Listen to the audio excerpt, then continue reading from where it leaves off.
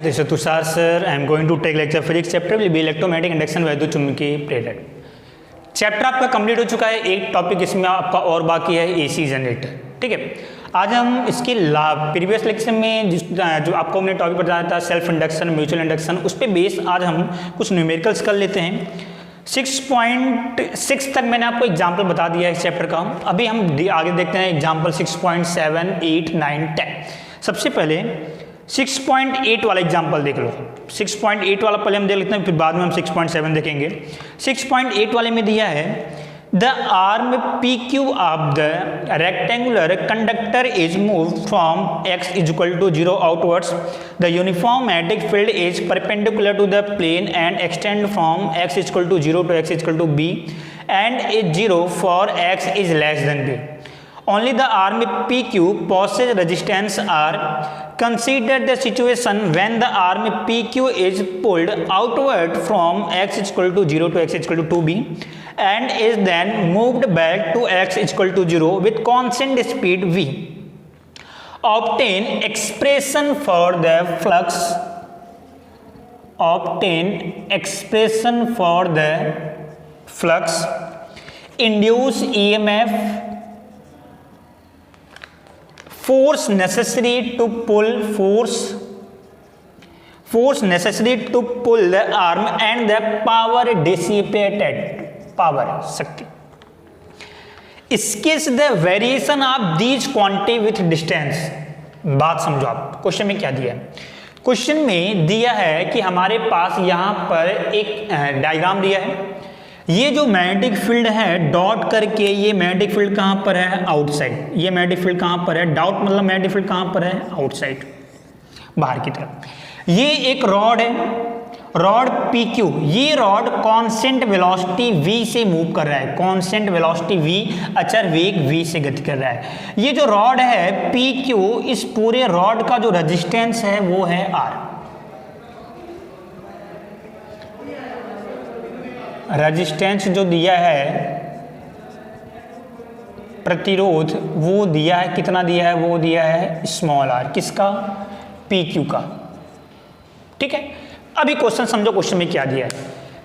इस रॉड को आपने यहां से पुल करना स्टार्ट किया। ये पहले ये रॉड कहां पे था, x इक्वल टू 0 पे। यहां पर x इक्वल टू 0, जैसे जैसे आप आगे जाओगे वैसे वैसे x की वैल्यू इंक्रीज होगी। यहां पर x की वैल्यू कितनी होगी, b, फिर और इंक्रीज हो गई, फिर यहां पे x की वैल्यू कितनी होगी, 2b। ठीक, पहले रॉड आपका यहां पर था, उसके बाद से रॉड को आपने धीरे धीरे डिस्प्लेस करना शुरू किया। आप डिस्प्लेस करते जाते हो कहां तक आपने डिस्प्लेस किया, m तक, यहां तक डिस्प्लेस करने के बाद से आप रॉड की वेलोसिटी रिवर्स हो गई, यानी कि रॉड को आपने रिवर्स डिस्प्लेस करना स्टार्ट किया। फिर से आप रॉड को डिस्प्लेस करते कहां पे लेके आ गए, इनिशियल पोजीशन पर। कंडीशन समझ में आया। मैग्नेटिक फील्ड कहां तक है, मैग्नेटिक फील्ड केवल यहां पर ही है, यानी मैग्नेटिक फील्ड केवल ये रेंज में ही है, बस यहां पर ही केवल मैग्नेटिक फील्ड है, चुंबकीय क्षेत्र है, इसके आगे मैग्नेटिक फील्ड आपका नहीं है।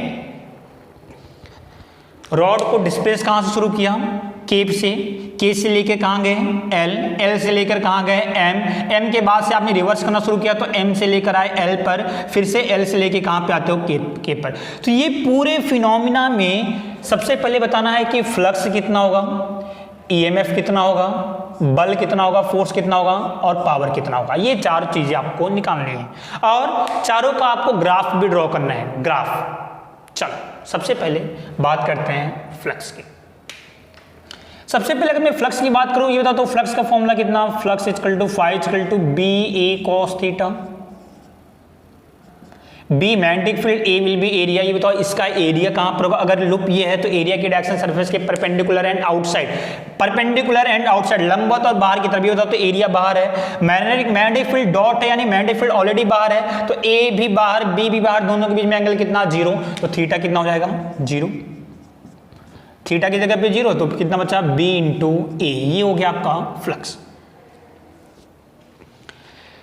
एरिया, अब मुझे आप ये बताओ एरिया जो होगा जब रॉड आपका यहां पर है, यहां पे 0 पे, यानी कि के पर, तो एरिया कितना, एरिया 0। रॉड आपका यहां पर आ गया, यहां पर ये बताओ तो एरिया ये हुआ। रॉड आपका यहां पर आ गया, ये बताओ तो इस एरिया आपका ये हो गया। रॉड आपका यहां पर आ गया, ये बताओ तो एरिया ये हो गया, रॉड आपका यहां पर आ गया तो एरिया ये हो गया। यानी कि जैसे जैसे आप रॉड को डिस्प्लेस करोगे, एरिया आपका जो इससे जो लिंक जो एरिया है, इससे जो लिंक जो क्षेत्रफल है वो भी क्या होगा आपका बदल रहा है। यानी कि अगर हमारा एरिया चेंज होगा तो फ्लक्स भी क्या होगा आपका चेंज होगा। बात समझ में आ गई। यानी जो एरिया है, अगर ये एरिया चेंज होता है तो फ्लक्स भी क्या होगा आपका चेंज होगा। मुझे आप ये बताओ, यहां पे जब रॉड हमारा 0 पर है तो फ्लक्स कितना 0। जैसे जैसे हमारा रॉड आगे की तरफ जाएगा वैसे वैसे फ्लक्स क्या होगा इंक्रीज होगा। क्यों? क्योंकि एरिया भी इंक्रीज हो रहा है। जब ये रॉड हमारा L पे आ गया है, L पर, तो ये बताओ तो फ्लक्स कितना। अब मैं इसका एक ग्राफ बनाता हूं आपको, अब ग्राफ से इजीली समझ आपको आ जाएगा। चलो मैं यहां पे ग्राफ बनाता हूं।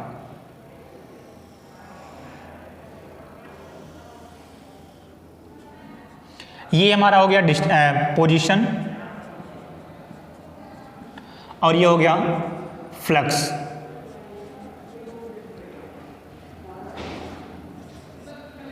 ये पोजीशन 0, यानी यहां पे पोजीशन कितनी है K, ये पोजीशन K।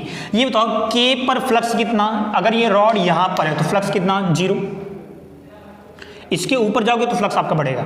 जैसे जैसे मैं आगे की तरफ जा रहा हूं फॉरवर्ड डायरेक्शन में, फ्लक्स की वैल्यू धीरे धीरे क्या हो रही है इंक्रीज होती रहती है। जैसे जैसे मैं आगे जाऊंगा वैसे वैसे फ्लक्स इंक्रीज होगा। ये इंक्रीज हो रहा है, देखो। जब आप पहुंच गए, कहां पर पहुंच गए L पर, कहां पहुंच गए L पर, यहां पर। ये तो L के बाद से अगर आप आगे जाओगे तो आगे क्या मैग्नेटिक फील्ड हमारा चेंज होगा। क्या कुछ मैग्नेटिक फील्ड आगे है? नहीं। अगर मैग्नेटिक फील्ड आगे नहीं है ये तो क्या फ्लक्स में कुछ चेंज आएगा? क्या नहीं आएगा। हमारा यहां से लेके यहां तक आपका ये मैग्नेटिक फील्ड था, एरिया बिल्डिंग था, तो फ्लक्स आपका धीरे धीरे बढ़ रहा था। लेकिन इसके बाद से कोई भी मैग्नेटिक फील्ड नहीं है तो फ्लक्स आपका क्या हो जाएगा कांस्टेंट। यहां पर फ्लक्स कितना होगा ये तो जब L पर है तो L पर फ्लक्स कितना होगा। यहां पर L पर फ्लक्स कितना, जब ये रॉड हमारा L पर है तो फ्लक्स कितना हो जाएगा B इंटू A। एरिया कितना, ये हमारा दिया था L, क्वेश्चन में दिया है, ये दिया है L, ये है L, और ये यहां से लेके यहां तक की डिस्टेंस कितनी हो जाएगी B। ये होता तो एरिया कितना, यहां पर आपका एरिया कितना हो जाएगा, ये आपका हो जाएगा B, एरिया कितना L इंटू B। इसके बाद से मैग्नेटिक फील्ड नहीं है, मैग्नेटिक फील्ड नहीं है, इसका मतलब क्या होगा हमारा जो फ्लक्स होगा वो कांस्टेंट रहेगा। सिंपल सी बात है, फ्लक्स हमारा कांस्टेंट, यानी कि हम L से लेकर M तक हमारा फ्लक्स हो गया कांस्टेंट। यानी जो फ्लक्स आपका यहां पे था वही फ्लक्स आपका यहां पर L से M। अब हम M पे आ गए, फिर से M के बाद से फिर से हम डायरेक्शन चेंज करेंगे। डायरेक्शन चेंज जब आप करोगे ये बता तो भी मैग्नेटिक फील्ड नहीं है तो भी आपका एरिया, आपका जो फ्लक्स रहेगा वो कांस्टेंट रहेगा। तो M से L, फिर से हम M से L, हम फिर से हम यानी अभी भी हमारा क्या है फ्लक्स हमारा कांस्टेंट है। ये फिर से हम कहां पर आ गए L पर आ गए। L के बाद से जब आप अंदर आओगे तो जब आप अंदर आओगे तो एरिया धीरे धीरे डिक्रीज होगा। अगर हमारा एरिया डिक्रीज होगा, अभी यहाँ पे मैग्नेटिक फील्ड है, अगर हमारा एरिया डिक्रीज होगा तो जो फ्लक्स है वो भी धीरे धीरे क्या होगा आपका डिक्रीज। और जब ये रॉड हमारा फिर से L पर आ जाएगा तो फिर जब ये रॉड हमारा फिर से K पर आ जाएगा तो फिर से फ्लक्स कितना हो जाएगा 0। यानी कि इसके बाद से जब आप L से आगे जाओगे, L से इस साइड में, तो हमारा जो फ्लक्स होगा वो धीरे धीरे क्या होगा यहाँ से डिक्रीज होगा। डिक्रीज होते होते होते होते फिर से जब हम आ जाएंगे कहां पर K पर, तो फिर से हमारा फ्लक्स कितना हो जाएगा 0। यहां पर आप एक बात समझना, K L M M L K, ये जो मोशन है आपका, ये जो मोशन है ये फॉरवर्ड डायरेक्शन में है, और ये जो मोशन है M L K, ये आपका जो मोशन है वो पीछे की तरफ है, बैकवर्ड डायरेक्शन। अभी आपको आई थिंक समझ में आ गया होगा कि किस तरीके से आपका कुछ चेंजेज यहां पर हो रहा है। ठीक है, तो पहली बात हो गई किसकी, फ्लक्स की, ये पहला ग्राफ। बात करते हैं दूसरा ईएमएफ का। ईएमएफ का ग्राफ किस तरीके से ड्रॉ करोगे वो समझो। चल पार्ट बी, ईएमएफ का फॉर्मूला, कोई एक रॉड है, रॉड की लेंथ है L, उसको आप v वेलोसिटी से मूव करा रहे हो तो ईएमएफ कौन सा आएगा, मोशनल ईएमएफ आएगा। और मोशनल ईएमएफ का फॉर्मूला, गति की ईएमएफ का फॉर्मूला कितना होता है BVL, ये मोशनल ईएमएफ का फॉर्मूला है, यानी कि ईएमएफ कितना होगा BVL। चल ड्रॉ करते हैं इसको भी।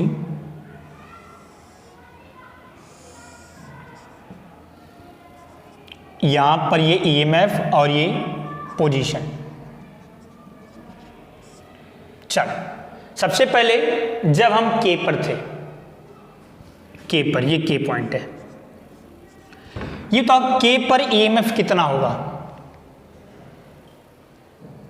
के ईएमएफ, पहले ईएमएफ है कितना हमारे पास ईएमएफ कितना होगा, BVL, ध्यान से समझना आप, ईएमएफ कितना होगा, BVL, मैग्नेटिक फील्ड, वेलोसिटी और लेंथ। ईएमएफ जनरेट कब होता है, जब फ्लक्स में चेंज होता है। फ्लक्स में चेंज कहां तक, इस वाले डायग्राम में बताओ फ्लक्स में चेंज कहां तक हुआ, के से एल तक हमारा, जैसे जैसे हम डिस्टेंस बढ़ा रहे हैं वैसे वैसे फ्लक्स देखो चेंज हो रहा है, फ्लक्स की वैल्यू क्या हो रही है, बढ़ रही है, फ्लक्स हमारा इंक्रीज हो रहा है। अब अगर हमारा फ्लक्स इंक्रीज हो रहा है, इस अब बात समझना यहाँ पे, अब मैं क्या बोलना चाहता हूँ, के से एल में फ्लक्स आपका इंक्रीज हो रहा है, ईएमएफ प्रोड्यूस तब होता है जब फ्लक्स में चेंज आता है। ये बताओ तो के से एल में फ्लक्स चेंज हो रहा है, मतलब ईएमएफ प्रोड्यूस होगा। फिर से एल से एम में कोई भी फ्लक्स चेंज नहीं हो रहा है तो ईएमएफ कितना, जीरो। एम से एल में कोई भी फ्लक्स चेंज नहीं हो रहा है तो ईएमएफ कितना, जीरो। और फिर से एल से के में फ्लक्स आपका चेंज हो रहा है तो ईएमएफ प्रोड्यूस होगा। और आपको ये पता है कि जो ईएमएफ होता है वह फ्लक्स का अपोज करता है, फ्लक्स का विरोध करता है। मुझे आप ये बताओ, तो यहां पर जो ईएमएफ होगा, ध्यान से समझना, यहां पर फ्लक्स क्या हो रहा है, बढ़ रहा है, तो यहां पर ईएमएफ क्या करेगा, इसका अपोज करेगा। तो ईएमएफ कैसा होना चाहिए, माइनस होना चाहिए। ईएमएफ कितना होना चाहिए, माइनस में, यानी कि ये वैल्यू जो होगी BVL, जब आप K से L तक जाओगे तो ये माइनस में होगा। और फ्लक्स आपका K से L तक चेंज हो रहा है तो K से L तक ही आपका ईएमएफ प्रोड्यूस होगा। कितना होगा, BVL माइनस में, तो ये हो जाएगा K, यहां पर BVL प्लस में और ये BVL माइनस में। तो स्टार्टिंग में के में BVL माइनस यहां पे रहेगा, जैसे जैसे आप आगे जाओगे के से एल, ईएमएफ आपका वही रहेगा, BVL ही रहेगा, यानी आप के से एल तक पहुंच गए। ये पॉइंट के से एल, यहां पे के पर ईएमएफ था BVL, आप आगे गए BVL, आगे गए BVL, यानी कि ईएमएफ क्या है, वही है। फिर से एल से एम, ये बताओ एल से एम में क्या कोई फ्लक्स चेंज हुआ, कोई भी फ्लक्स चेंज नहीं हुआ तो ईएमएफ कितना, जीरो। तो एल से एम में जीरो। एम से एल में भी कोई भी फ्लक्स चेंज नहीं होता तो वो भी जीरो। फिर से एल से के में अगर आप देखो तो फ्लक्स आपका चेंज हो रहा है लेकिन नेगेटिव डायरेक्शन में हो रहा है, फ्लक्स आपका धीरे धीरे कम हो रहा है, तो जो ईएमएफ होगा वह उसका अपोज करेगा। ईएमएफ कितना होगा, उतना ही होगा BVL, लेकिन कौन सी डायरेक्शन में होगा, प्लस में। तो ये जो ईएमएफ होगा वो प्लस BVL, यानी यहां पर ये एल से कहां तक, के तक, ये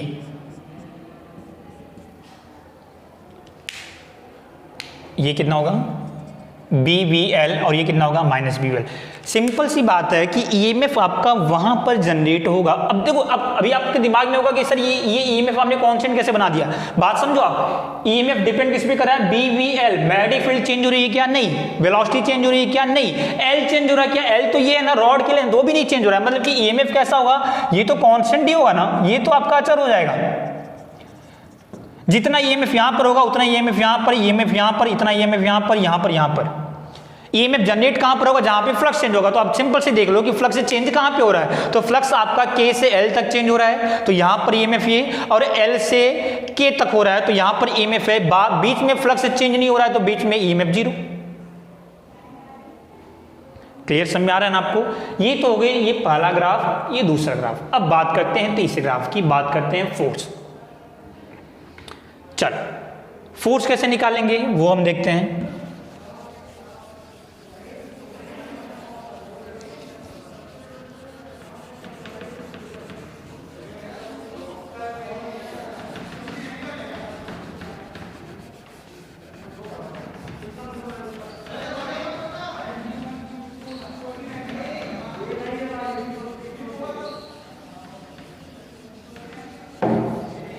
फोर्स कैसे निकालोगे, ये बताओ। फोर्स निकालने के लिए सीधी सी बात है, अगर मुझे पार्ट से निकालना हो फोर्स कितना होगा, बात समझना आप। फोर्स कैसे निकालेंगे, जब हम रॉड को डिस्प्लेस करेंगे तो फ्लक्स चेंज होगा, फ्लक्स चेंज होगा तो ईएमएफ प्रोड्यूस होगा, ईएमएफ प्रोड्यूस होगा तो इस रॉड के अंदर करंट जनरेट होगा, और अगर इस रॉड के अंदर करंट जनरेट होगा तो आपको ये पता है कि ये रॉड की लेंथ है L, हमारे पास कोई वायर है, उसकी लेंथ है L, उसकी में करंट जनरेट हो रहा है I, और वह रॉड B मैग्नेटिक फील्ड में रखा है, तो इस रॉड के ऊपर एक फोर्स लगना शुरू हो जाता है। वह फोर्स कितना लगता है? BIL sine theta. ये आपको मैंने बताया था जब मोशनल ईएमएफ था, ये BIL साइन थीटा। थीटा यहाँ पर क्या है? L और B के बीच का एंगल ये बताओ, तो ये B है, ये L है, एंगल कितना 90 डिग्री का, तो थीटा आपका हो जाएगा 90 डिग्री। थीटा की जगह पे मैं 90 डिग्री करता हूं, तो ये कितना आ जाएगा? F equal to BIL। F equal to B, I कैसे निकालोगे? I का फॉर्मूला क्या होता है? E upon R। R क्या है? रेजिस्टेंस। किसका रेजिस्टेंस है? जिसमें करंट फ्लो रहा है। करंट किसमें फ्लो रहा है? केवल P से Q वाले में, या इस वाले रॉड में आपका करंट फ्लो रहा है, तो उसका रेजिस्टेंस। तो F equal to B, EMF का फॉर्मूला, तो ईएमएफ भी आपने निकाला था BBL, तो ये हो जाएगा BVL डिवाइडेड बाय रेजिस्टेंस कितना? ये स्मॉल r दिया था, तो इसको अब स्मॉल r लिखूं इनटू L। ये आपका हो जाएगा F equal to B into B square V L into L square divided by R। ये आपका हो गया फोर्स।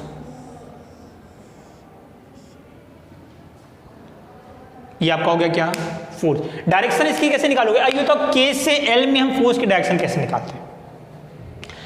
कई बार बताया आपको मैंने, फोर्स की डायरेक्शन निकालने के लिए left hand rule, left hand, और करंट की डायरेक्शन निकालने के लिए राइट हैंड रूल। सबसे पहले अब मैं ये निकाल लेता हूँ कि इसमें करंट कौन सी डायरेक्शन में जा रहा है। तो पहले अगर ये रॉड हमारा आगे की तरफ जा रहा है फॉरवर्ड मोशन में, तो करंट इसमें कौन सी डायरेक्शन में जनरेट होगा वो निकालो। मैग्नेटिक फील्ड कहाँ पर है? बाहर।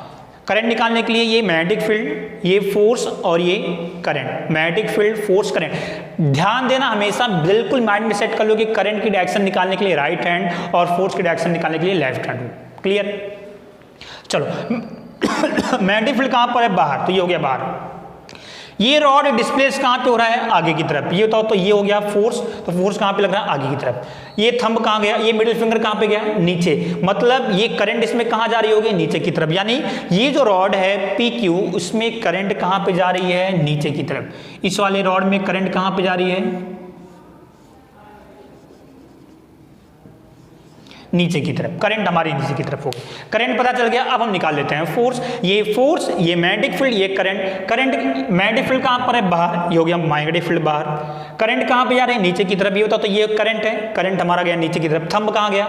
Left side. थंब कहां गया? Left side. इसका मतलब क्या हुआ कि इस रॉड के ऊपर जो फोर्स लग रहा होगा वो कहां पे लग रहा होगा? लेफ्ट साइड लग रहा होगा। यानी कि कहां पे लग रहा होगा? आपका पीछे की तरफ। जब रॉड को आप आगे की तरफ डिस्प्लेस करोगे तो फोर्स कहां पे लगेगा? पीछे की तरफ लगेगा। और यहां पर रॉड अगर पीछे की तरफ डिस्प्लेस करोगे तो फोर्स कहां पे लगेगा? आगे की तरफ लगेगा। क्लियर? समझ आपको आ गया? इस वाले के डायग्राम को मैं बनाता हूं। फोर्स कांस्टेंट रहेगा कि चेंज हो रहा है? Magnetic field constant, velocity constant, length constant, R constant, यानी फोर्स भी कांस्टेंट है। चलो, ये पोजीशन और ये फोर्स। स्टार्टिंग में K से L तक, K से L तक वेलोसिटी कहां पर है? आगे की तरफ। तो फोर्स कहां पे लगेगा? पीछे की तरफ। तो फोर्स पीछे की तरफ मतलब डाउन, बैकवर्ड डायरेक्शन मतलब माइनस, तो माइनस मतलब नीचे। तो ये हो जाएगा K, ये हो जाएगा L। तो K से L तक फोर्स कितना है? ये माइनस में हो जाएगा। कितना हो जाएगा? Minus B square VL square upon R। ये इतना फोर्स। फिर से L से M तक, ये बता, तो L से M तक तो कुछ है ही नहीं। L से M तक EMF नहीं लगेगा, EMF नहीं लगेगा तो आपका फोर्स नहीं होगा कुछ, यानी कि मैग्नेटिक फील्ड 0 है। M से L तक कुछ नहीं। फिर से L से K, ये बताओ L से K में वेलोसिटी इधर है, फोर्स लगेगा राइट साइड यानी प्लस में। कितना लगेगा? इतना ही लगेगा प्लस में। तो L से फिर से K, फोर्स आपका लगेगा प्लस में। कितना लगेगा? ये वैल्यू कितनी हो जाएगी? ये वैल्यू कितनी हो जाएगी? B square VL square upon R। That is the diagram of third part, force की। पार्ट डी देख लेते हैं इसी बात पे। पार्ट डी में आपको बताना है पावर। ये होता है, पावर का फॉर्मूला कितना होता है? I square R। I की वैल्यू E अपॉन R का स्क्वायर इंटू R। सॉल्व कर लेते हैं। E square upon R square into R। R से R कैंसिल, कितना? E square upon R। EMF कितना भी आपने निकाला था BBL, तो B square V square L square upon R। ये बताओ पावर जो है वो पूरा स्क्वायर में है, B square V square L square upon R। ये बताओ अगर वैल्यू हमेशा हमेशा स्क्वायर में है, 2 का स्क्वायर कितना 4, -2 का स्क्वायर कितना 4। ये बताओ तो अगर ये स्क्वायर में है तो ये हमेशा हमेशा किस में होगा, ऑलवेज प्लस। ये हमेशा हमेशा किस में होगा, प्लस में होगा। तो पावर निकाल लेते हैं फटाफट इसी बात पे। ये पावर, यहां पे पावर 0 और यहां पर पावर मैं लेके चलता हूं ये B square V square L square upon R। ये पोजीशन कितनी K, तो K से L तक में पावर कितना होगा, इतना ही होगा। तो K से L पावर किस में होगा, प्लस में होगा। फिर से L से M में कुछ भी पावर नहीं, M से L में कुछ भी पावर नहीं, फिर से L से K में भी पावर, ये तो माइनस में होगा कि प्लस में होगा, प्लस में ही होगा। तो L से K में पावर किस में होगा, प्लस में ही होगा ये पावर। तो K से L में पावर ये, L से M में कुछ भी नहीं, M से L में कोई पावर नहीं, M से L से K में फिर से जब आप बैकवर्ड आओगे पावर कितना, B square V square L square upon R। ठीक है, ये आपका क्वेश्चन हुआ क्वेश्चन नंबर 6.8। चलो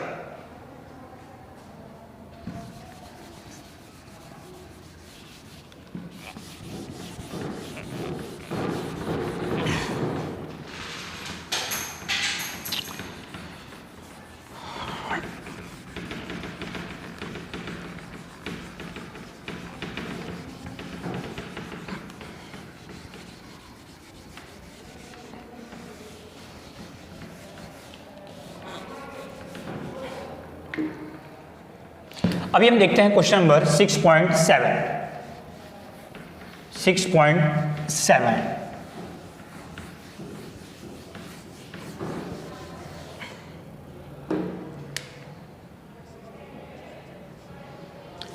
तो 6.7 में दिया है कि a wheel with 10 metallic spoke each 0.5 metre long is rotated with a speed of 120 revolution per minute. 120 revolution per minute. आगे is normal to the horizontal component of earth magnetic field H equal to 0.4 gauss. यानी कि जो magnetic field दिया है, जो चुंबकीय क्षेत्र दिया है अर्थ का 0.4 गॉस, अर्थ का पृथ्वी का जो मैग्नेटिक फील्ड है वो इतना दिया है। What is the induce EMF between the axle and the rim of the wheel. Question में सिंपल है, कुछ दिया नहीं है। क्वेश्चन में दिया है कि यहां पर आपके पास एक रॉड है, रॉड की जो लेंथ है वो दी है 0.5 मीटर। ये रॉड और यहां पर ऑलरेडी कोई मैग्नेटिक फील्ड है, मान लो इस तरीके से, ये मैग्नेटिक फील्ड किसका है, अर्थ का, और ये इस तरीके से रोटेट कर रहा है, ये आपका इस तरीके से रोटेट कर रहा है। अब ये बताओ अगर ये रॉड आपका, ये मैग्नेटिक फील्ड है, अगर ये रॉड इस तरीके से रोटेट करेगा तो मैग्नेटिक फील्ड को कट करेगा, और रॉड का मोशन कैसा है, सर्कुलर। तो आपको बताना है कि तो सेंटर और ये जो एक्सल है इन दोनों के बीच का ईएमएफ कितना होगा। सिंपल सी बताइए, ये बताओ अगर ये मैग्नेटिक फील्ड को कट करेगा तो फ्लक्स चेंज होगा, फ्लक्स चेंज होगा तो यहाँ पर ईएमएफ प्रोड्यूस होगा। और ये जो केस है ये मैंने आपको ऑलरेडी बताया हुआ है। ये बताओ इस केस में ईएमएफ का मैंने आपको फॉर्मूला बताया था कितना, 1/2 B omega R square. Formula direct आपको मैंने बताया। तो सिंपल क्या करते हैं, वैल्यू पुटअप करते हैं। ओमेगा की जगह पे 2πf। ये बताओ क्वेश्चन में दिया है कि ये जो रिम व्हील है ये 120 revolution per minute, 120 revolution per minute का मतलब क्या हुआ कि 1 मिनट में कितनी बार घूमा, 120 रिवोल्यूशन। 1 मिनट में 120 बार। ये बताओ तो 1 सेकंड में कितना, तो 1 मिनट की जगह पे मैं 60 सेकंड लिख सकता हूं। अगर आप यहां पर 60 सेकंड लिखते हो तो ये कितना हो जाएगा, 120 रिवोल्यूशन। यहां पर 1 सेकंड मुझे चाहिए तो ये नीचे आ जाएगा, तो 120/60 रिवोल्यूशन। ये आपका हो जाएगा 1 second is equal to 2 revolution. यानी कि 1 सेकंड में कितनी बार ये रिवॉल्व कर रहा है, 2 सेकंड। ये बताओ तो number of oscillation in 1 second, that is called frequency. ये हो गया आपका क्या, आवृत्ति। F निकल गया। अब सिंपल से हमारे पास फॉर्मूला है E equal to omega B की वैल्यू कितनी है, 0.4। ये गॉस में दिया है, इसको टेस्ला में कन्वर्ट कर लो तो 0.4 इंटू 10⁻⁴ टेस्ला।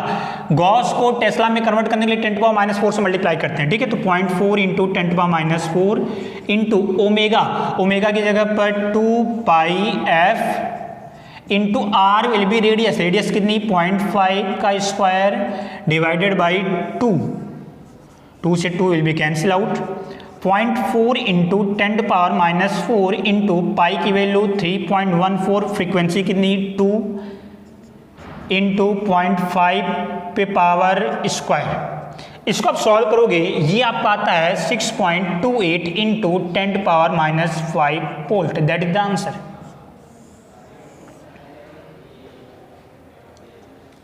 ओके, ये आपका आंसर हो गया क्वेश्चन नंबर 6.7 का। ओके, अब इसका स्क्रीनशॉट लो।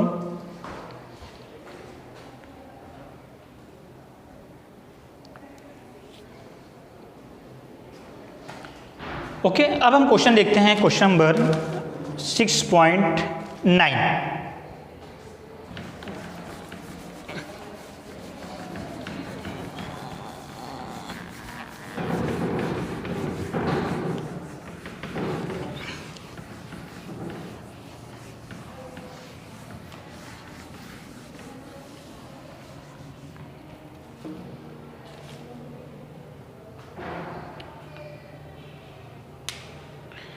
कुछ क्वेश्चन 6.9 और 6.10 हम नेक्स्ट लेक्चर में कर लेंगे, और उसके साथ ही मैं एग्जाम्पल भी ले लूँगा, एक्सरसाइज के भी क्वेश्चन ले लूँगा।